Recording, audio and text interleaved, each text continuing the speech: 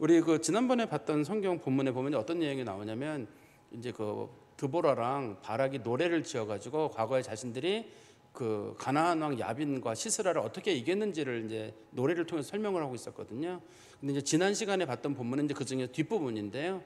하나님께서 이스라엘 백성들을 불러서 전쟁에 참여하라고 했는데 전쟁에 적극 참여한 사람, 전쟁에 참여하지 않고 반대한 사람, 이런 식으로 이제 사람들이 나눠졌어요.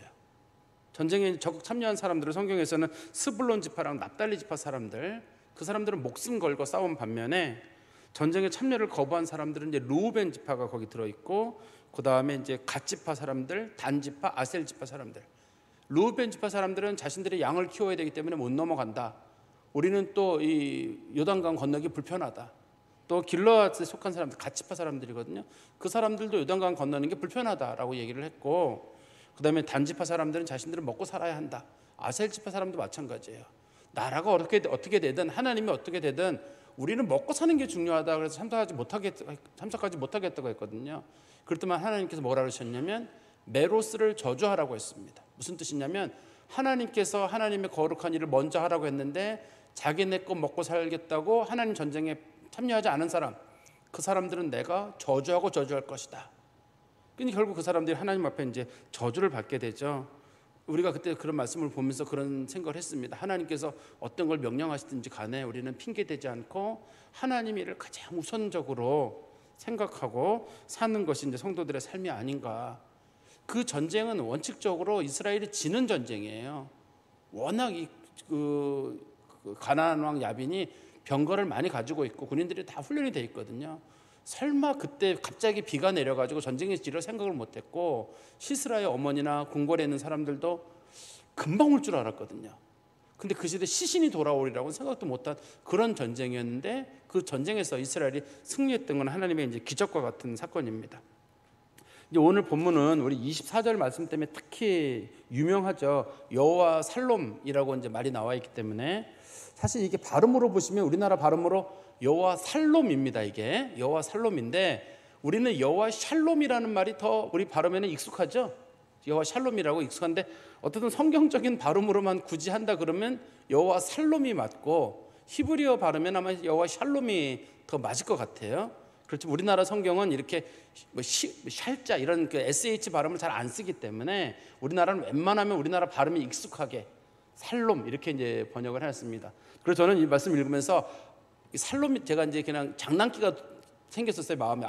살롬은 살아라, 그런 뜻으로 저는 이 말씀을 받아들였어요. 이게 샬롬이라는 뜻. 사실 여기서도 그런 뜻이 있거든요. 실제로는 그 기드온이 죽어야 되는 상황인데 하나님께서 너 절대 죽지 않는다, 그런 말씀을 하시기 때문에 그런 식의 의미도 들어 있습니다. 어떻든 간에 이게 이제 여호와 살롬이라는 말이 워낙 유명한 말씀이라서 성도들이 그 내용은 아는데 그게 어떤 배경에서 나왔는지는 잘 몰라요. 여호와 살롬이라는 말은 하도 들어가지고 여호와는 평강의 하나님이시다, 여호와는 평화 하나님이시다, 그거는 아는데 도대체 그 말이 왜 나왔는지, 그 말이 무슨 뜻인지 사실 그거를 또 아시는 분들은 많지는 않을 것 같아요. 우리가 오늘 본문의 말씀을 보면서 이제 지금 하나님 말씀 뜻을 살펴봐야 될 것 같은데요. 이제 오늘 본문의 말씀에는 오늘부터 이제 한 석 장 정도, 앞으로 석 장 정도 누가 나오냐면 이제 기드온이 나오는데, 우리가 성경에서 특별히 사사기할 때 제일 유명한 사람은 기드온이 한 석 장 나오고, 뒤에 가면 삼손이 한 석 장 나오고, 그래서 기드온하고 삼손이 제일 유명해요. 그래서 이제 기드온이 뭐였냐 그러면 기드온 300명의 용사 뭐 그 정도 알고 있고, 삼손 그럼 힘이 세가지고 다곤 신전에 기둥을 무너뜨리고 눈이 뽑혔었다. 이제 성도들이 그 정도는 뭐 어떻든 알고 계실 거예요. 어쨌든 오늘 본문에 등장하는 사람이 이제 기드온인데 유명한 사람이긴 합니다만 성경적 내용을 잘 보다 보면 굉장히 믿음이 없는 사람이에요. 그래서 하나님이 계속 설득을 합니다. 앞에 나와 있는 에웃이라든지 바락이라든지 삼갈이라든지 이런 사람들을 하나님이 설득했다는 얘기가 없어요. 보통 경우는 하나님께서는 사람을 세울 때 너 이번에 사사해라, 네가 이스라엘 백성들을 구원해라, 그러면 대부분 예 하고 제가 순종하겠습니다 하는데, 이 기드온 같은 경우는 일할 때마다 증거를 주십시오, 도와준다는 근거를 대십시오, 하나님이 나 도와준다는 걸 표징으로 보여주십시오. 못하겠습니다, 하나님이 할 수 있다, 못하겠습니다, 할 수 있다, 자꾸만 하나님이 권면하시거든요. 그러면 이 기드온이라는 인물이 있는 이 시대가 점점 사람들의 신앙이 떨어져가는 시대라는 뜻이에요. 앞에 온니엘이라든지 에웃이나 이런 사람들 시대보다도 세월이 지나면서 사람들이 하나님에 대한 믿음이 서서히 떨어져 가는 시대여서 하나님께서 한번 해라, 할 수 있다라고 얘기를 해도 반응을 안 보이는 거예요. 저는 못합니다. 그래서 하나님께서도 답답한 거예요. 앞에 있는 사람들은 그중에 괜찮은 사람 하나 세워가지고 이스라엘 백성들을 구원하면 되는 일인데 이제부터는 계속 설득을 해야 되는 거예요. 특히 이제 기드온은 자꾸 증거를 보여달라고 그러거든요. 자꾸 증거를 보여달라고 하니까 하나님께서도 답답한 거예요. 근데 제가 말씀을 보면서도 기드온이 어쩌면 우리와 비슷하겠다. 자꾸 흔들리고 마음은 떨리고 하나님 도와준다 그래도 하나님 도와주신다면 증거를 좀 보여주십시오. 내가 너와 함께 하시겠다고 말씀하시면 함께 하겠다는 증거를 보여주십시오. 나는 그렇지 않으면 못 믿겠습니다.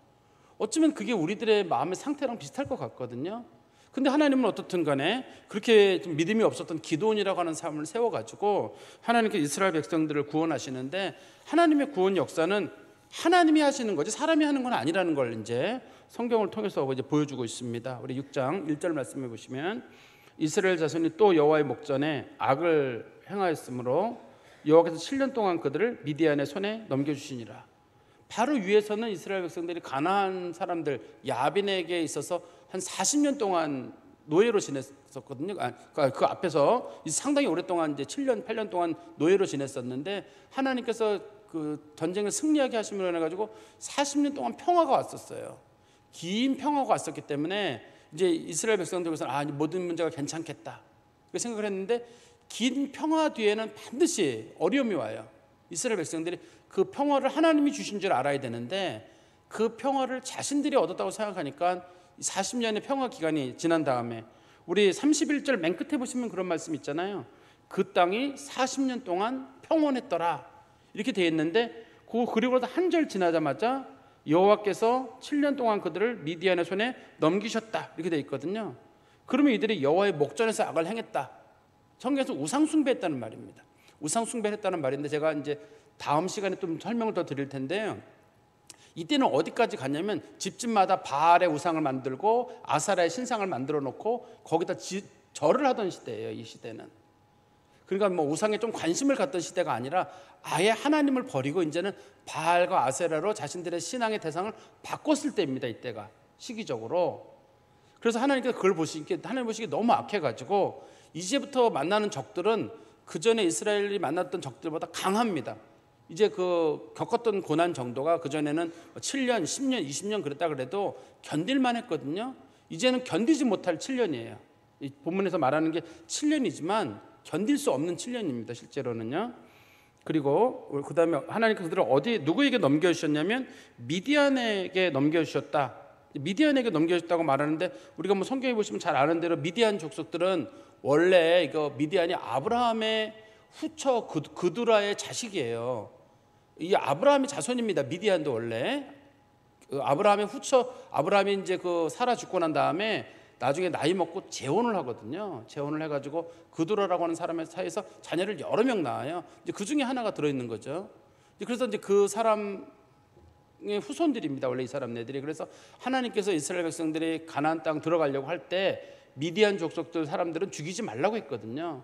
근데 그 사람들이 모압하고 같이 나와가지고 우리 그 시딤 계곡에서 그 모압상 바락이랑 전쟁을 할 일이 있을 때 그때 이제 이 미디안 사람들이 같이 힘을 모아가지고 이스라엘을 공격하려고 한 적이 있었거든요. 그때 하나님의 능력으로 그들을 이제 몰아내요. 싸우지 않고도 전쟁 승리를 하게 되거든요.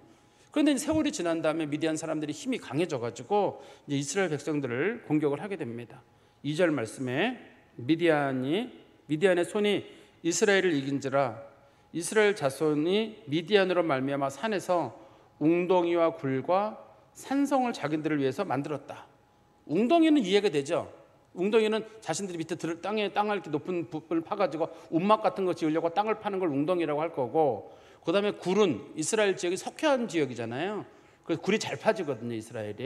이스라엘은 굴이 많아요. 우리나라 바위처럼 이스라엘은 그런 지역이 아니라 주로 석회암 지역이라서 굴들이 큼직큼직합니다. 보통 큰 굴에 들어가면 몇백 명이 몇 년 동안 머물 만한 그런 큰 굴들이 있어요. 이스라엘은 그렇게 되는데, 산성은 산에다가 무슨 산성을 만들었다는 뜻은 아닙니다. 이 사람들이 적이 쳐들어오지 못하도록 나름대로의 요새를 하나 만들었다는 뜻이에요.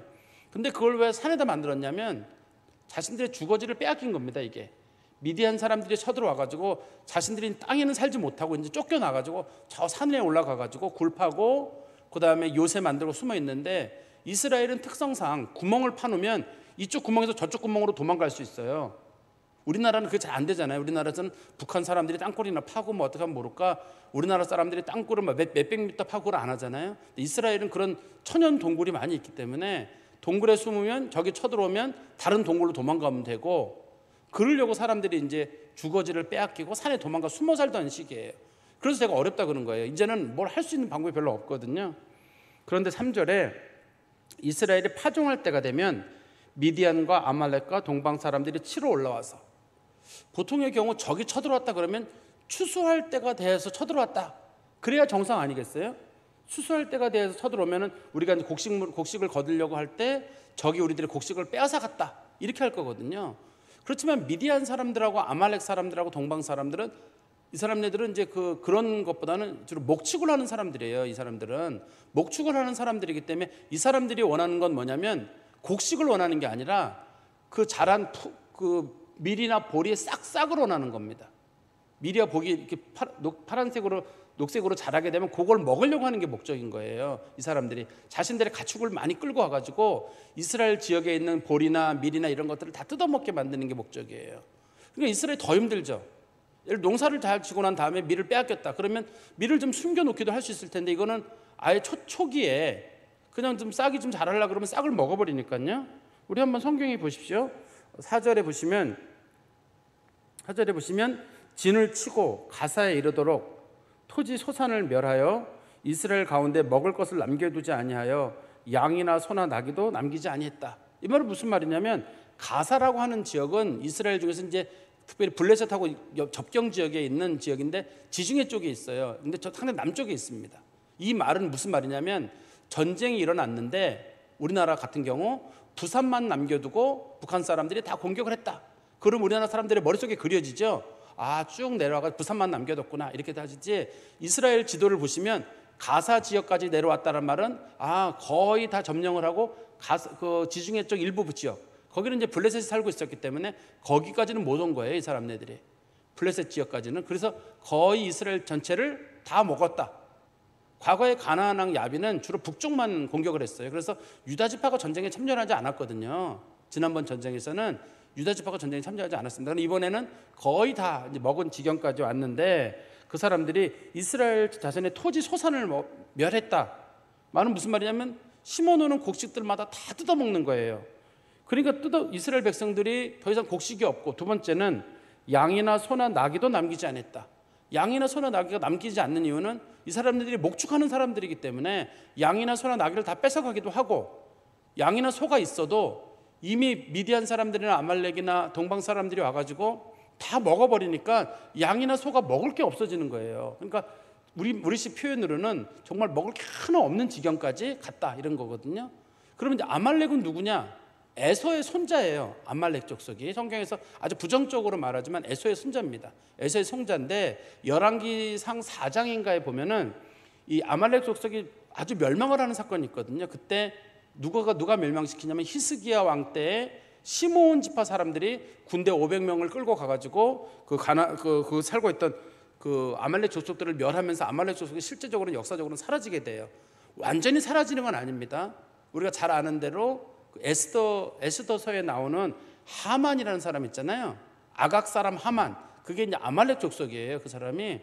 그렇기 때문에 이제 일부는 살아남았던 것 같은데, 전반적으로 망했던 건 역대상 4장 42절 43절에 보면 히스기야 왕 때 시므온 지파에서 멸망을 했다, 이런 식으로 이제 성경에 기록이 되어 있습니다. 그 부분이. 그럼 동방 사람은 누구냐? 우리나라 사람들은 보통 동방하면 우리나라 떠올리잖아요. 일반적으로요. 동방의 고요한 나라, 동방 떠올리고, 성경을 좀 아는 사람들은 동방 그러면 메소포타미아 지역을 말하나, 이렇게 생각하는 사람도 있고, 또 동방 박사들이 온 데가 대부분 페르시아라고 하거든요. 그러면 페르시아를 말하나 그런데 그렇게 멀리서 온 건 아니고, 여기서 말하는 동방은 요단강 동쪽에 있는 에돔 지역이나 그쪽 지역에 살고 있는 일부의 사람들, 목축하는 사람들이 왔다, 이렇게 보는 게 더 성경적인 내용으로 맞을 것 같아요. 주로 목축하는 사람들이 왔기 때문에 중심 인물이 이 본문에서는 이제 미디안 사람들이 중심 인물이죠. 그리고 5절에 보시면 이는 그들이 그들의 짐승과 장막을 가지고 올라와서, 그들의 짐승을 끌고 왔다는 말은 목축할 동물들을 끌고 와가지고 이스라엘 백성들의 모든 풀을 자라는 거, 곡식 자라는 걸 먹었다는 뜻이잖아요. 그 다음에 장막을 가지고 올라왔다는 말은 집을 가지고 올라왔단 말인데, 목축하는 사람들이라서 집을 가져온 거예요. 보통 경우 쳐들어오는 적은 집을 안 가져오잖아요. 쳐들어오는 적은 집은 놔두고 그냥 군인들만 이동할 거 아닙니까? 근데 이 미디안 족속과 아말렉 족속들은 전부 다 목축하는 사람들이기 때문에 가죽으로나 천으로 된 집을 가지고 있으니까 집을 가지고 아예 이 사람들이 이쪽으로 이주를 해가지고 이스라엘 땅을 점령하고 거기서 이제 곡식을 먹게 되고, 그 다음에 그들이 올라온 숫자가 얼마나 많았느냐, 메뚜기 떼같이 많았다. 그 숫자가 메뚜기 떼같이 많았다. 우리는 이제 메뚜기를 이렇게 많이 본 적은 없잖아요. 메뚜기를 많이 본 적이 없는데, 저도 뭐 그렇게 메뚜기를 직접 본 적은 없어요. 이렇게 메뚜기 떼가 다니는 거는 TV에서 정도나 이렇게 우리가 볼 정도였는데, 제가 말씀을 준비하다가 어느 이제 그 메뚜기 떼에 관련된 그 이집트에서 한때 메뚜기 떼가 가장 많았을 때 메뚜기 떼가 얼마큼 많았느냐를 누가 기록해 놓은 게 있어요. 3,200제곱킬로미터가 메뚜기로 덮였다, 이런 표현이 있어요. 3,200제곱킬로미터 있잖아요. 그러면 이게 뭐 서울에 뭐 몇 배 되나요? 서울이 얼마쯤 되는지 모르겠네요. 서울도 그렇게 넓지 않고 600제곱킬로미터 되나요? 아무튼 그 정도 될 것 같은데, 그거에 몇 배 되는 정도의 양이 메뚜기로 덮였다고 하거든요. 그만큼 메뚜기가 굉장히 아프리카 지역이나 중동 지역에는 메뚜기가 한번 지나가면 아무것도 남는 게 없는데, 그때 당시에 그 미디안 족속이 쳐들어왔을 때 곡식을 뜯어먹는 그 장면을 메뚜기 떼 같았다, 흔적도 남기지 않고 다 먹었다. 숫자만 많다는 게 아니라 그들의 잔인함을 설명하려고 한 겁니다. 그리고 그 사람과 낙타가 무수함이라 그들이 그 땅에 들어와 멸하려 하니. 원래 이제 이스라엘 사람들은 낙타를 안 타잖아요. 이스라엘은 낙타를 안 탑니다. 이스라엘은 낙타 타기에 좋은 지역이 아니라 나귀 타기에 좋은 지역이에요. 이스라엘은요. 낙타는 주로 이제 모래 지역에서 타는 게 낙타고, 이스라엘은 모래 지역은 아니기 때문에 낙타가 다니기 불편하고 주로 나귀를 타는 지역인데, 이제 이 미디안 사람들이 낙타를 끌고 왔다는 얘기는 이스라엘 사람들 중에 곡식만 먹는 게 아니라 노력할 물건이 있으면 노력까지 가는데, 어느 정도 상황이었냐면 그 땅에 들어와 멸하려 했다. 이스라엘이 거의 다 죽을 지경이 됐다, 이런 뜻이잖아요. 그때 6절입니다. 이스라엘이 미디안으로 말미암아 궁핍함이 심한지라 이 이스라엘 자손이 여호와께 부르짖었더라. 얼마나 이스라엘 사람들이 정말 저거 한지, 미디안 사람들이 거의 죽이기 전까지는 절대 하나님께 기도 안 해요. 보통의 경우 쳐들어왔을 때 기도했다 이러면 얼마나 좋아요. 언제쯤에 기도했냐면 바로 죽기 직전에, 숨 넘어가기 직전에 그때까지 버티는 거예요. 이게 참 이렇게 사람들이 참 불신이라고 하는 거나 마음의 강팍함이라는 게 그런 것 같아요. 좀 웬만큼 좀 어려워진다 싶으면 기도하고 하나님께 매달리고 좀 이래야 되거든요. 근데 사람들이 참, 저도 혹시 그런지 모르겠어요. 우리가 아주 심각한 상황에 놓이지 않는 한은 절대 하나님 앞에 살려달라고 안 해요. 내 방법 찾아보고 저 방법 찾아보고 다 하고, 그래도 안 되면 하나님 살려주세요, 이렇게 하는데, 우리 그리스도인들은 작은 일에도 그냥 집안의 작은 일에도 하나님 도와주세요, 하나님께 부르짖는 그런 좀 마음이 있어야 되지 않을까, 저는 그런 생각을 해봅니다. 그런데 그러면 이스라엘 백성들이 이 원인이 뭐냐, 도대체 이 원인이 뭐냐면, 아까도 말씀드렸지, 이스라엘 백성들이 1절에 보시면 여호와의 목전에서 악을 행했기 때문이에요. 미디안이 강하거나 아말렉이 강하거나 혹은 동방 사람들이 강해서가 생긴 문제가 아니라, 이스라엘 백성들이 그 하나님을 멀리했기 때문에 하나님께서 지금 그들에게 벌을 내리시고 있는 중이거든요. 그 이스라엘 백성들이 무슨 잘못을 했는지 하나님께서 알려주십니다. 7절 말씀해 보세요. 이스라엘 자손이 미디안으로 말미암아 여호와께 부르짖었으므로 하나님 살려주세요라고 할 때 하나님께서 살려주는 방법을 알려줍니다. 두 가지를 알려주거든요. 너희들이 무슨 잘못을 했는지 그걸 알려주면, 그걸 뒤집으면 다른 말로 하면 너희들이 사는 길이 이것이다 라는 걸 알려주게 됩니다. 8절에 보십시오. 여호와께서 이스라엘 자손에게 한 선지자를 보내시니 그가 그들에게 이르되, 여호와께서 이같이 말씀하시기를 이스라엘의 하나님 내가 너희를 애굽 땅에서 인도하여 내며 너희를 그 종 되었던 집에서 나오게 하여 애굽 사람의 손과 너희를 학대하는 모든 자의 손에서 너희를 건져내고 그들을 너희 앞에서 쫓아내고 그 땅을 너희에게 주었으며 지금 여기 보면 이제 성경적인 표현으로는 이제 좀 번역이 조심스럽긴 한데요. 크게 두 가지를 하나님이 하신 거예요. 하나는 뭐냐면 너희들을 애굽 땅에서 하나님께서 인도하여 내셨다.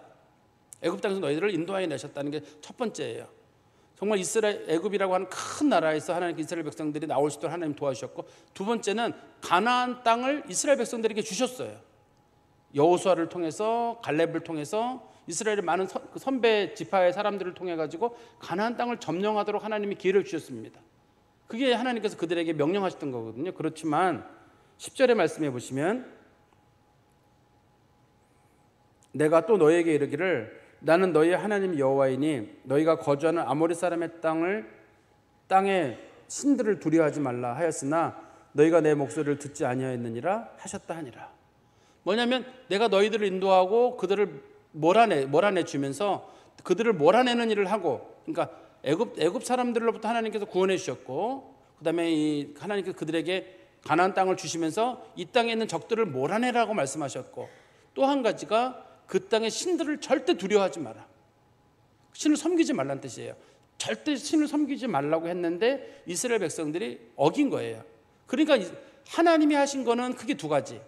가나안 땅에 애굽에서 그들을 인도해 내신 거 하나, 가나안 땅을 그들에게 주신 것, 거기까지가 하나님이 하신 일이고, 이스라엘 백성들은 주셨지만 정복하지 않은 게 이스라엘 백성들의 죄고, 두 번째는 그들의 신을 두려워하지 말라고 했는데 그들이 하나님의 말씀을 듣지 않고 그 가나안의 신들을 두려워해가지고 가나안의 신들을 섬긴 거거든요. 그러니까 이게 해결 방법이잖아요. 하나님 해결 방법은 뭐냐면 가나안 땅에 살고 사람들을 몰아내라. 이게 하나 방법일 거고, 두 번째는 너희들이 그들의 신을 두려워하지 말고 하나님을 두려워해라. 이게 답이에요. 하나님 주신 답입니다. 그런데 지금은 가나안 사람들을 몰아낼 수가 없어요. 그 사람들이 점령을 해가지고 아예 이스라엘 백성들은 꼼짝달싹도 못하는 상황까지 만들어냈기 때문에 지금 이스라엘이 할 수 있는 방법은 한 가지예요. 그들의 신을 두려워하지 않고 하나님 앞에 용기를 내는 거예요. 자꾸만 그게 두려워가지고 거기에 자꾸만 이제 마음이 가고 있는데 그걸 두려워하지 않고 하나님을 붙잡는 거겠죠. 우리 성경 말씀 다시 가보시면 11절입니다. 여호와의 사자가 아비에셀 사람 요아스에게 속한 오브라에 이르러 상수리 나무 아래 앉으니라. 여호와의 사자는 성경에서는 하나님이 보내신 천사를 말하기도 하는데, 천사지만 동시에 사람의 모습으로 일반적으로 와요. 구약 성경에서 사람의 모습으로 오고, 또 우리 신학적으로는 이렇게 여호와의 사자가 사람의 몸을 입고 오는 경우를 예수 그리스도의 구약에서의 성육신이라는 표현을 씁니다. 우리가 그것도 마찬가지로, 그러니까 우리는 예수님이 언제 오셨느냐, 동정녀 마리아를 통해 처음 오셨다 이렇게 고백하지 않고, 구약 성경에도 하나님께서는 사람의 모습을 입고 우리 가운데 오신 적이 있는데, 구약 성경에 사람을 몸을 입고 오신 그 예수님 하나님을 우리가 성자 하나님이라고 부르거든요. 그거를. 그래서 이걸 용어를 정리할 때 여호와의 사자, 천사라고 용어로 쓰기도 하고, 때로는 그것이 천사지만 하나님을 위해서 하나님 대신 오신 거기 때문에 하나님이 오셨다고 표현하기도 하고, 때로는 그 아브라함 같은 경우 처음에 3명이 왔다가 둘은 사라지고 하나만 남게 되거든요. 그때 아브라함이 그를 주님이라고 부르게 됩니다. 하나님이라고 고백을 하게 되는 걸 보니까 하나 남은 분은 성자 하나님께서 아브라함 창세기 18장인가에서 소돔과 고모라 관련돼서 나타나셨을 때 우리는 하나님께서 사람의 모습으로 오신 것으로 우리가 이제 고백을 하는 거예요. 이게 성도들은 우리는 생각하기로는 예수님이 그때 마리아의 몸을 오시고 그게 처음 아닌가 싶은데, 구약 성경에서도 예수 그리스도의 현현의 모습은 있었다. 그러나 사람의 몸을 입고 대속주로 오신 것은 마리아의 몸을 오신 동정녀 탄생, 그게 이제 첫 번째 사건이다. 우리가 그렇게 신학적으로는 정리를 하고 있습니다. 어떻든 간에 성경에서는 천사에 대한 이제 설명을 제가 좀 드리면, 천사는 성경에서는 이제 영적인 존재를 여러 가지 이름으로 부르잖아요. 하나님을 섬기는 일, 하늘에만 있는 존재, 세상에 내려오지 않는 존재가 있거든요. 그걸 하늘에만 있는 존재를 뭐라고 부르냐면 그룹이라고 불러요. 그룹. 성경에서는 그걸 케루빔이라고 부르는데, 그룹이 날개가 2개예요. 날개가 2개가 있어서 그 하나님의 법궤를 지킬 때 그 그룹의 형상을 만들어 가지고 날개를 쫙 피게 해 가지고 날개가 서로 닿게 해서 법궤를 덮잖아요. 그래서 그룹이라고 불려지는 천사는 날개가 2개고, 그다음에 우리 이사야서에 보면은 그 이사야가 환상 가운데서 하나님의 성전 가운데 있는 그 하나님 또 다른 천사를 보게 되는데, 하나님을 찬양하는 일을 하는 사람, 그 천사들, 그것은 스랍이라고 부릅니다. 그거를 성경에서는 세라핌이라고 부르는데요. 스랍이라고 하는 천사가 나오는데 스랍이라는 천사는 날개가 6개라고 돼 있죠. 2개로는 날고, 2개로는 눈을 가리고, 2개로는 발을 가리고. 그 천사들도 하나님의 거룩하심 앞에서는 자신의 모습을 다 가리는 거예요. 천사들도 하나님을 볼 수 없는 거예요. 그 거룩하심 때문에. 그래가지고 뭐라고 찬양하냐면 거룩하다 거룩하다 전능하신 주여. 그게 성경에서 말하는 스랍이라고 불려지는 존재고, 그 아래 그 그룹이랑 스랍 바로 아래 천사장이라고 있죠. 성경에서는 이제 미가엘이나 또 우리가 가브리엘 같은 경우를 천사장이라고 부르거든요. 천사장들은 어떤 모습인지는 모르지만 일반적으로 천사랑 천사장은 날개가 없어요. 성경에서는 날개가 없이 그냥 사람의 모습으로 오고, 천사장 밑에는 천사가 있고, 그래서 천사장의 지휘를 받아가지고, 또 천사장 중에도 2개의 천사가 있지. 하나는 가브리엘처럼 하나님 앞에 하나님의 특별한 명령을 전하는 천사가 있고, 미가엘처럼 이스라엘 백성들이 싸울 때 영적으로 도와주는 군인의 역할을 하는 미가엘이라고 하는 천사가 있고, 그래서 천사가 날개가 있느냐 없냐라는 질문을 누가 옛날에 한 적이 있었거든요. 천사 누구를 얘기하는 거냐 도대체. 그룹이랑 스랍을 얘기한다 그러면 날개가 있는 거고, 보통 사람들이 천사라 그러면 날개가 없는 거고. 그래서 우리가 천사를, 나는 천사를 꼭 보고 싶다. 그런데 혹시 모르죠. 여러분 옆에 앉아 계신 분이 그분이 천사인지. 그죠? 날개가 없는 모습이니까. 사람의 모습으로 와서 같이 음식도 먹고 같이 교제를 하잖아요. 그러니까 천사에 대해서는 사람들과 아주 가까운 모습이다. 우리가 이렇게 좀 이해를 하시면 좀 좋을 것 같아요. 또 성경 말씀으로 다시 들어가 보면 11절입니다. 다시 여호와의 사자가 아비에셀 사람 요아스의 집에 이르렀다라고 하는데, 이 아비에셀이라고 하는 거는 므낫세 지파의 한 집안이에요. 가족이에요. 므낫세 지파 중에 한 가족이 있는데 그게 아비에셀이거든요. 그 가족 중에 또 누가 있냐면 그 기드온의 아버지 요아스가 있거든요. 요아스의 아들이 이제 기드온이고, 그 사람들이 어디 사냐면 오브라라고 하는 지역에 살아요. 그래서 아비에셀이라고 하는 사람은 그 요아스나 그다음에 기드온의 집안을 형성하는 우리식 표현으로는 중시조라는 표현 쓰잖아요. 어떻게 그 집안의 어떤 족보의 중심 인물 중에 한 사람. 므낫세 지파는 아니지만 그 후에 원래 이제 이스라엘 중심 지파는 그 므낫세의 한 장자 쪽 집안에 한 집안이 있고, 그 다음에 그 첩의 자녀인 마길의 집안이 하나 있거든요. 근데 이 사람네들은 이 마길의 집안은 요단강 동쪽에 살고 있기 때문에 요단강 서쪽에 살고 있는 아비에셀의 집안의 어느 한 사람, 이렇게 성경에 설명을 한다고 보시면 될 것 같아요. 그때 다시 11절 중간에 보시면 요아스의 아들 기드온이 미디안 사람에게 알리지 아니하려 하여 밀을 포도주 틀에서 타작을 했다. 밀을 포도틀에서 타작을 했다고 하는데, 우리나라 사람들은 타작을 주로 어디서 하냐면 탈곡기가 있는 이렇게 정미소 같은 타작을 합니다. 우리나라 사람들은. 그래서 우리는 포도주 틀에서도 타작을 할 수 있다 생각하는데, 이스라엘은 타작을 원래 옛날 사람들은 어떻게 했냐면 넓은 마당에다가 이렇게 돌을 흙 같은 거 다 치고 땅을 단단하게 다져요. 다진 다음에 그 말이나 소나 이런 것들이 거기다가 돌멩이를 달아가지고 그게 한번 지나가요. 지나가면 곡식들이 까질 거 아니에요. 그러면 그거를 공중에 날려요. 그래서 그 건물은 날아가고 알곡은 가라앉고. 그게 이스라엘에서 말하는 타작 방법이에요. 다시 한번 말씀드리면 이제 큰 들판에 그 넓은 마당에다가 지금처럼 무슨 갑바나 그런 걸 깔 수가 없으니까 옛날에는 거기서 그냥 바닥에서 그냥 그 말이나 소가 지나가게 해가지고 뒤에다 돌멩이를 달면 게 음식이 까지게 되거든요. 곡식들이 껍질이 벗겨지게 되거든요. 그러면 이제 그걸 공중에 날려가지고 타작을 하는 걸 성경에서 말하는 타작한다고 합니다. 일반적으로. 근데 포도즙 틀에서 포도즙을 따는 데서 이거 타작을 했단 말은, 포도즙 뜨는 데는 대부분 실내에 있어요. 실내에 있는데 돌멩이로 만들어져 있어요. 돌멩이로 우리나라 목욕탕 같은 거 생각하시면 돼요. 우리가 옛날, 요즘도 목욕탕 요즘 잘 안 가봤는데, 우리 목욕탕에 가면 목욕탕에 그 탕이 있잖아요. 거기에 지름이 한 1m 정도 되는, 아주 부잣집들은 모르지만 일반적인 집들은 지름이 1m 정도 되는 동그란 원이 있습니다. 돌멩이로 만든. 그리고 거기서 한 그 지름이 한 10cm 정도 되는 홈을 파요. 그리고 밑에다가 또 하나 조그맣게 저장고를 만들고 또 저장고를 만드는데, 이스라엘 백성들은 포도즙을 어떻게 짰냐면 발로 짰어요. 그 큰 목욕탕 같은 데다 집어넣고, 그 다음에 사람들이 들어가서 여러 사람이 발로 밟아요. 그 발에 있는 어떤 성분이 작용을 하는지 모르겠는데 그게 발효를 해요. 이스라엘은 포도는 어떻든 다 발로 밟았습니다. 옛날에는 우리나라 사람들이 발로 빨래하듯이 남자들 몇 명이 들어가가지고 이제 발로 밟아요. 그러면 그게 이제 그 물이 흘러가지고 어디로 나오냐면 홈통 같은 데로 빠져가지고 밑에 한번 걸러지고 또 하나 홈통을 만들어가지고 또 하나 걸러지면 그걸 잘 모아가지고 이제 포도주를 만드는 거예요. 근데 성경에서 우리가 이스라엘 사람들이 포도주를 먹었다 할 때 일반적으로는 그 포도주를 우리나라 사람, 요즘 사람들이 술 먹듯이 포도주를 막 벌컥벌컥 마셨다가 아니라 그 포도즙을 그 일반적으로 큰 그릇 있거든요. 큰 그릇에다 담아가지고 거기다가 물을 좀 담고 그 다음에 포도주를 넣어서 희석해서 먹어요. 성경이 보면 나옵니다. 아가서에 보면은 그 솔로몬이 술람매 여인을 칭찬할 때 그때 당시에 술람매 여인의 배꼽 구멍이 큰 게 그때 당시에 그 미의 기준이었나 봐요. 그래서 솔로몬이 술람매 여인에게 뭐라고 표현하냐면 너의 배꼽이 얼마나 멋있는지 포도주를 희석해 먹는 그 그릇 같구나 이렇게 표현하는 장면이 아가서에 보면 나와요. 그러니까 그 옛날에는 지금은 뭐 배꼽이 미의 기준인지 모르겠는데 옛날에는 그 배꼽이 아주 그 뭐 미의 기준이었는지 모르겠어요.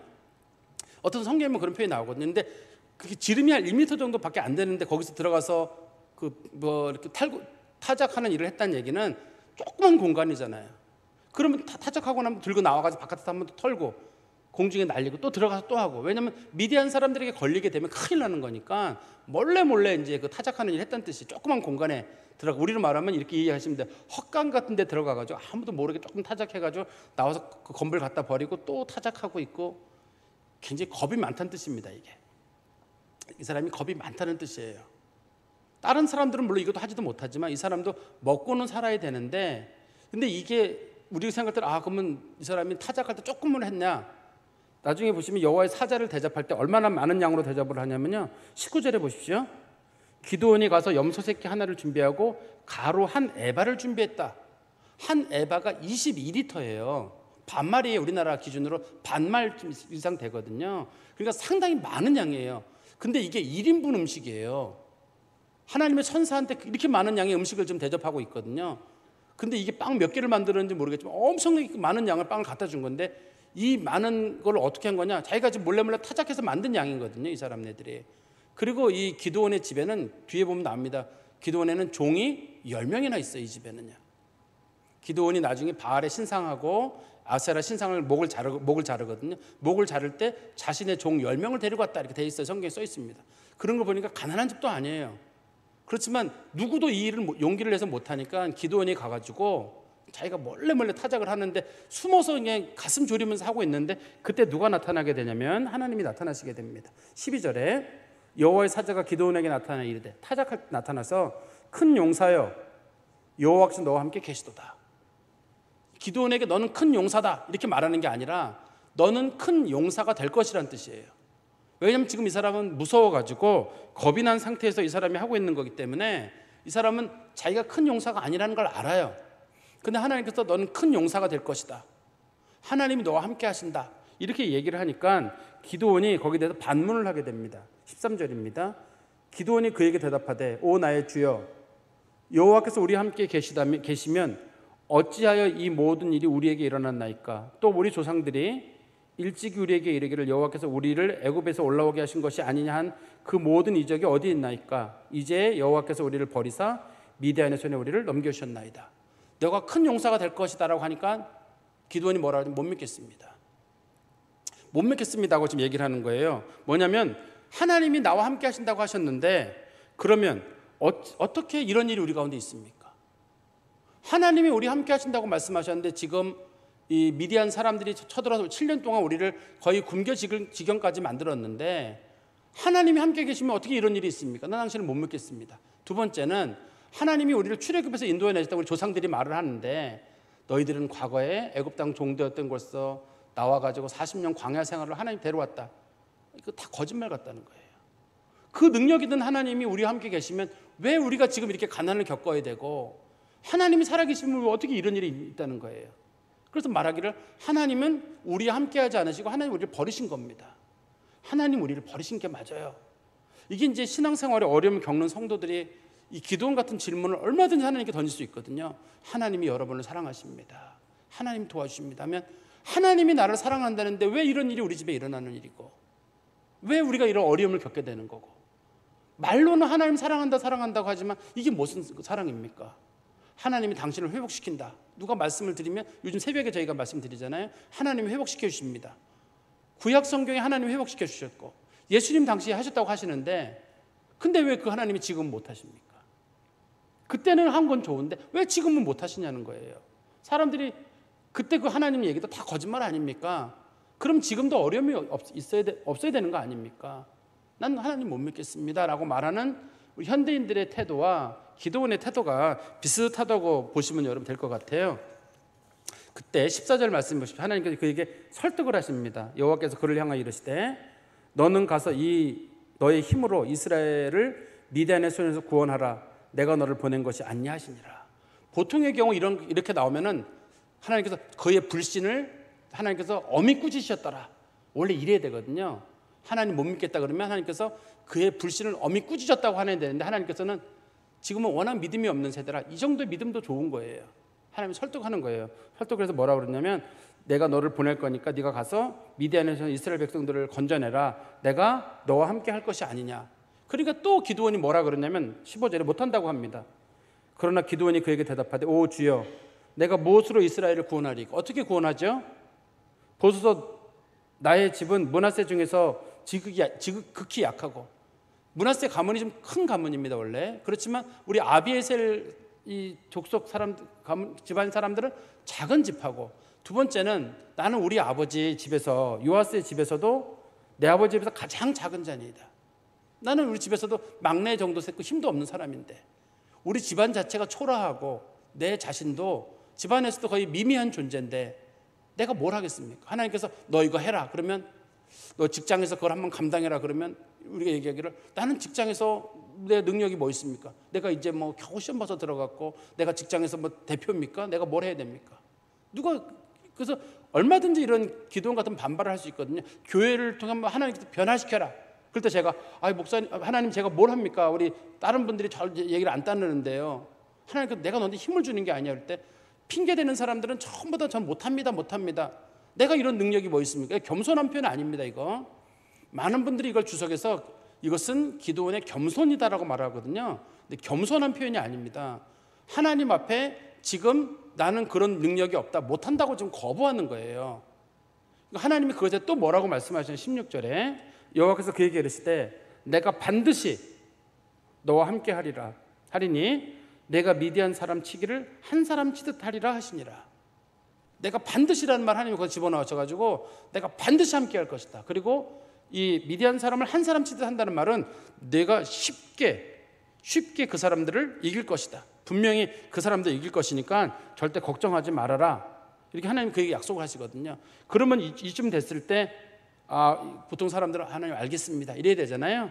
17절 말씀해 보시죠. 기드온이 그에게 대답하되 만일 내가 주의 은혜를 얻었사오면 나와 말씀하시니가 주 되시는 표징을 내게 보이소서. 증거를 주십시오. 말씀으로만 하지 마시고 증거를 주십시오. 그래서 기드온이 이제 증거를 만들게 됩니다. 뭐 어떤 증거를 만드냐면 18절입니다. 내가 예물을 가지고 다시 주께로 와서 그것을 주 앞에 드리기까지 이곳을 떠나지 마시기를 원하나이다 하니 그가 이르되 내가 너 돌아올 때까지 머물리라. 무슨 말이냐면 내가 음식을 대접하고 다 준비해 놓을 테니까 이 음식을 드시고 가십시오. 음식을 드시면서 나한테 어떤 증거를 하나 보여주십시오. 그러면 내가 당신의 어떤 증거를 보여달라고 하거나 누구를 대접할 때 일반적으로 이 본문에 보시면 이제 예물이라는 표현이 나오잖아요. 예물이라고 하는 걸 드린다고 할 때 우리는 예물 그러면 선물 말하잖아요. 성경에서는 예물은 가장 좋은 음식입니다. 원래 내가 제일 맛있는 음식을 준비해 올 테니 그러면 당신이 그 음식을 드시고 제게 증거를 보여주십시오. 이렇게 얘기를 하고 있는 거예요. 지금 이 기드온이라는 인물은 소위 삶의 미디안, 그러니까 자기 자신을 너무 눌러가지고 미디안에 눌려버려가지고 자기가 못 일어나는 거거든요. 지금 아무리 하나님이 말씀하셔도 삶의 무게가 너무 무거운 거예요. 삶의 무게에 눌리면 사람이 절망하거든요. 쉽게 못 일어납니다. 사람이. 그러니까 지금 미디안이라고 하는 삶의 무게에 눌려가지고 하나님이 아무리 말씀하셔도 너 할 수 있다. 내가 너 도와준다. 하나님 제가 뭘 해요? 난 못합니다. 내가 반드시 너와 함께한다. 나는 좀 못해요. 증거 보여주세요. 증거 보여주지 않으면 나 못 믿겠다고 자꾸 얘기하는데 우리가 이 삶의 미디안 문제를 우리가 이겨내야 돼요. 근데 여기 보면 하나님이 사정하거든요. 내가 도와줄게. 내가 도와줄게.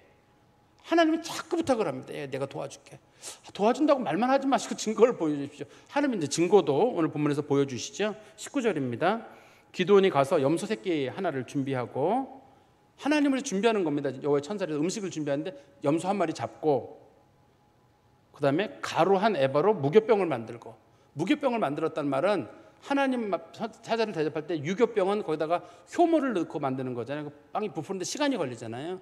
무교병은 빨리 만들었다는 뜻입니다. 빨리 빵을 만들어서 그 다음에 고기를 소쿠리에 담고 국을 양푼에 담고. 우리나라 음식 같죠? 소쿠리나 양푼은 꼭 우리나라식인데, 근데 아마 이때 당시에는 주로 나무로 된 그릇이거나 토기로 된 그릇을 썼을 것 같아요. 이때가 기원전 1000년경이거든요. 이때가 우리나라 고조선 시대입니다. 이때가. 그렇기 때문에 이 시대 사람들이 주로 토기거나 아니면 나무로 된 그릇에 이제 음식을 담아서 왔을 거로 보여요. 우리 느낌 같아서는 플라스틱 소쿠리나 양원으로 된 남비에 딱 담아, 양푼에 담으면 딱이죠, 우리 생각에는. 그렇지만 그건 이제 성경적 표현하고는 좀 다릅니다. 그리고 19절 끝입니다. 양푼에 담아 상수리 나무 그에게 가져다 드리매, 하나님이 이제 표적을 보여주시는데요. 어떤 표적을 보여주시냐면, 하나님의 사자가 그에게 이르되 고기와 무교병을 가져다가 이 바위 위에 놓고 국을 부으라 하니 기드온이 그대로 하니라. 여호와의 사자가 손에 잡은 지팡이 끝을 내밀고 고기와 무교병에 대니 불이 바위에서 나와 고기와 무교병을 살랐고 여호와의 사자는 떠나서 보이지 아니한지라. 지금 하나님이 어떤 기적을 보여주셨냐면, 일단은 바위 위에 올려놓으라고 했어요. 바위 위에 올려놓으란 말은 이제 하나님께 불을 붙이실 거거든요. 바위 스스로가 불이 붙지는 않을 거 아니에요. 누군가 말하기를 그 불똥에서 튀어왔겠지 그럴 거니까 그런 게 보이지 않도록 하나님께서 완전한 기적을 보이려고 바위 위에다가 올려놔라. 고기랑 빵을 올려놔라. 그 다음에 혹시나 누군가 말하기를 그래도 누가 불 붙이면 붙는 거 아닙니까? 라고 할까 봐, 그럼 거기다 물을 갖다 부어라. 요즘 국물을 갖다 부으라고 돼 있잖아요. 국물을 갖다 부어라. 그러면 이제 고기랑 빵이 다 완전히 젖어버릴 거거든요. 그때 하나님께서 지팡이를 갖다 딱 끝에 대니까 어떻게 되냐면, 우리 21절에 다시 보시면, 여호와의 사자가 손에 잡은 지팡이 끝을 내밀어 그 고기와 무교병에 대니 불이 바위에서 나와서 고기와 무교병을 살랐고 여호와의 사자는 떠나서 보이지 아니한지라. 이 두 가지 사건 때문에, 하나는 불이 안 붙을 것 같은데 불이 붙었어요. 두 번째는 분명히 자기랑 얘기를 했는데 없어져 버렸어요. 이 두 가지 사건 때문에 그동안은 이 기드온이 생각하기를 저 사람은 하나님의 사자인데 선지자인지 혹은 하나님이 직접 보낸 천사인지 하나님인지 이게 헷갈리고 있을 때였어요. 저게 누군가. 근데 갑자기 사라지는 걸 보고 하나님이시구나. 불을 붙인 사건도 너무 신기하고, 바위에다가 불을 붙인 사건도 너무 신기하고, 두 번째는 갑자기 사라진 장면. 이게 딱 이 장면을 대하는 순간에 기드온의 마음속에 내가 하나님 봤구나, 그런 생각이 들었던 겁니다. 그래서 22절에 보시면 기드온이 그가 여호와의 사자인 줄을 알고 이르되 슬프도소이다 주 여호와여 내가 여호와의 사자를 대면하여 보았나이다. 보통의 경우 이제 구약 성경에서 우리 출애굽기 33장 20절에 보시면, 출애굽기 33장 20절에 보시면 모세가 하나님 앞에 하나님 형상을 보여달라고 할 때 하나님 뭐라 그러시냐면, 내가 내 얼굴을 보지 못한다, 내 얼굴을 보면 반드시 죽는다, 이렇게 말씀하셨거든요. 근데 여기서 기드온은 하나님의 본체를 보는 게 아니라 하나님의 사자를 보는 거예요. 사람의 모습으로 오신 분. 예수님 시대의 사람들이 예수님이 하나님이잖아요. 그렇지만 하나님의 본체라기보다는 인간의 모습을 입고 오신 분이셨거든요. 그래서 예수님을 만난 사람은 죽지 않았어요. 그리고 구약 성경에서도 하나님의 사자를 만난 사람이 죽지 않습니다. 그렇지만 모세가 출애굽기 33장에서 하나님의 모습을 보여주십시오라고 할 때는 하나님의 본질을 보여달라고 하는 하나님께서 너 나를 못 본다. 그래도 모세가 꼭 보여주십시오라고 하니까 하나님께서 바위 틈 갈라진 데 틈에 들어가 있어라. 그리고 하나님의 손으로 모세를 덮었다고 돼 있어요. 하나님이 지나가실 때 하나님의 손을 드심에 모세가 그 틈을 통해 가지고 하나님의 뒷모습을 봤다. 성경에 그런 표현이 하나가 등장하거든요. 그런 표현 정도로 하나님의 어떤 좀 본체의 작은 부분을 본 사람이 모세가 유일하다고 성경이 설명하고 있는데, 그렇지만 하나님을 보는 사람은 죽는다 하는 게 성경적인 원칙입니다. 그러다 보니까 이제 기드온이 생각하기를 하나님이 내게 표적을 보였으니까 이제는 내가 저기 전쟁에 나가서 싸워서 이겨야 되겠다. 미디안을 무찌르야 되겠다. 이 생각이 든 게 아니라 하면서 봐. 그러면 이게 이적이 중요한 게 아니라 내가 하나님을 본 거면 나 이제 죽는 거 아니야? 이게 상황이 확 반전돼 버린 거예요. 분명히 하나님이 내가 널 도와주겠다. 반드시 함께 하겠다. 그러니까 기드온이 하나님 그러면 표징을 보여주십시오. 표징을 보여줄게. 표징을 보여주니까 보통 경우는 하나님 알겠습니다. 이제 내가 나가겠습니다. 이래야 되잖아요. 근데 갑자기 표징을 보는 순간에 하면서 내가 하나님을 봤으면 내가 이제 죽는 건데 이걸 내가 죽으면 어떻게 하지? 이런 식으로 방이 확 틀어진 거예요. 이 이후에도 기드온은 계속적인 표징을 요구하게 됩니다. 그때 하나님께서 하시는 말씀이 이제 오늘 본문의 핵심적인 내용인데요. 23절입니다. 여호와께서 그에게 이르시되 너는 안심하라 두려워하지 말라 죽지 아니하리라. 이게 사실 여호와 샬롬이에요. 이 단어가. 절대 걱정하지 마라. 아무 걱정하지 마라. 두 번째는 두려워하지 마라. 세 번째는 너 죽지 않는다. 이게 여호와 샬롬이라는 말에 가장 좋은 정의와 관련된 겁니다. 즉 용기를 잃은 사람이잖아요. 용기를 잃은 사람에게 두려워하지 마라. 그 다음에 죄의 문제로 심각하게 고민을 하는 사람에게 너 죽지 않는다 얘기해 주고, 어떤 사람은 질병에 걸려가지고 내가 죽을까 살까 막 그런 고민에 있는 사람들 있잖아요. 그 사람들에게 지금 필요한 게 여호와 샬롬이거든요. 하나님께서 너 절대 죽지 않는다. 또 어떤 사람들은 온갖 근심 걱정으로 가득 차 있는 사람에게 하나님 뭐라 하냐면 안심해라. 안심해라라고 하나님 말씀하시는 거거든요. 이거를 우리식 표현으로 바꾸면 이럴 거예요. 저는 이 말씀을 이런 식으로 한번 바꿔보는데요. 안심하라는 말은 기드온 잘 될 거야. 지금 기드온이 마음에 걱정이 많이 되는 거예요. 자기가 죽는다는 생각 때문에. 근데 기드온 잘 될 거다. 아무것도 걱정하지 말고 마음 편안하게 먹어라. 지금 자꾸 자기 죽을 거라는 생각이 드는 거니까 최악의 경우를 생각하지 말고 마음 편안하게 먹어라. 이게 안심하라는 뜻이에요. 최악의 경우 잠깐만 생각하지 말고 부정적인 경우, 최악의 경우 이거 안 되면 어떡하지 이런 생각하지 말고 안심해라라고 말씀하고 있고, 두 번째는 두려워하지 말라는 말은 너무 걱정하지 마라. 하나님께서 너 도와주시고 하나님이 어차피 너 건져내려고 지금 이 일을 하시는 거잖아요. 그러니 너 죽는다는 생각으로 두려워하지 말아라. 하나님이 아버지신데 설마 너 버리겠느냐, 하나님 너 죽이겠냐, 그런 뜻이잖아요. 세 번째가 절대 죽지 않는다. 하나님이 택한 사람 쉽게 안 죽어요. 그렇게 우리는 어떤 질병에 놓이거나 상황에 놓이게 되면 나 죽는 거 아니야 그러는데, 하나님이 택한 사람 쉽게 안 죽어요. 그 죽는 사람들은 하나님께서 죽음을 통해서 영광 받으실 일이 있는 사람들을 하나님이 죽이시는 것이니까 죽는 것도 하나님께 영광이 되는 일이지만 사람은 그렇게 쉽게 안 죽어요. 지금 이스라엘 백성들 미디안 때문에 음식 없이 7년을 버텼거든요. 안 죽었어요. 지금까지 하나님 살리셨거든요.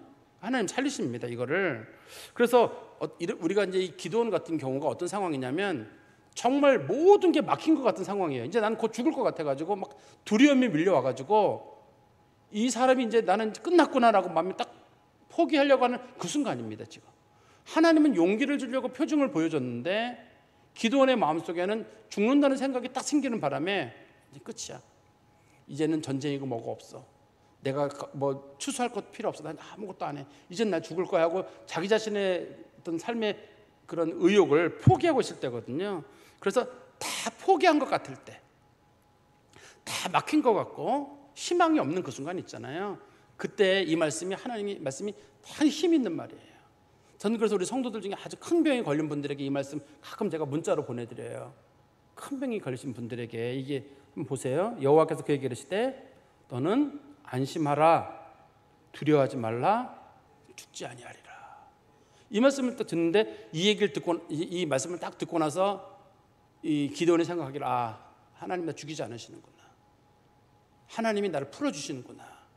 이 문제를 하나님이 도와주시는구나 하고 하나님은 나를 죽이시는 분이 아니라 살리시는 분이시고 근심을 주시는 분이 아니라 평화를 주시는 분이시고 하나님이 나를 반드시 도와주시는구나. 그래서 하나님을 샬롬의 하나님이라고 불렀다고 해서 그가 하나님 앞에 예배를 드리고 단을 쌓거든요. 그 단의 이름이 여호와 샬롬이에요. 옛날 사람들은 단을 붙이고 나면은 아브라함이 이삭을 바쳤던 그 단에다가 여호와 이레라는 이름을 붙였어요. 하나님은 예비하시는 하나님이라고. 단 이름이 여호와 이레예요. 그런데 이번에는 단을 쌓고 여호와 샬롬, 하나님은 나를 구원하신다 이렇게 표현했거든요.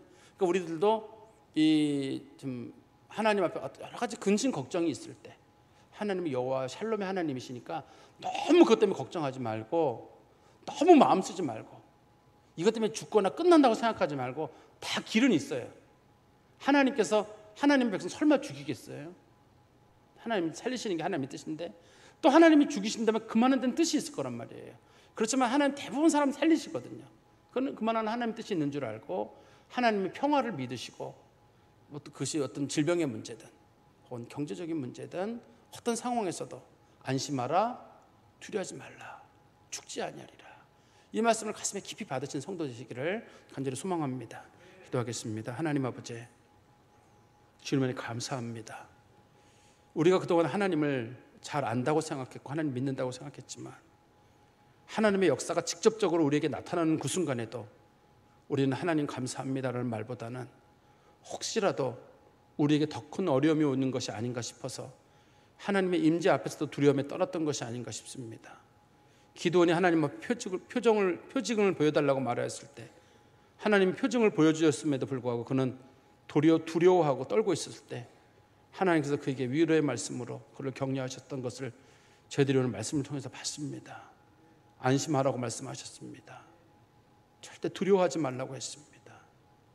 너 절대 죽지 않는다고 하나님 말씀하셨사오니, 이 말씀이 어려움에 처한 우리 모든 성도들의 삶의 말씀이 되게 해주시고, 우리를 둘러싸고 있는 인생의 미디안들을 이겨내는데 도움이 되는 말씀이 되게 하여 주시옵소서. 예수 그리스도의 이름으로 기도하옵나이다. 아멘.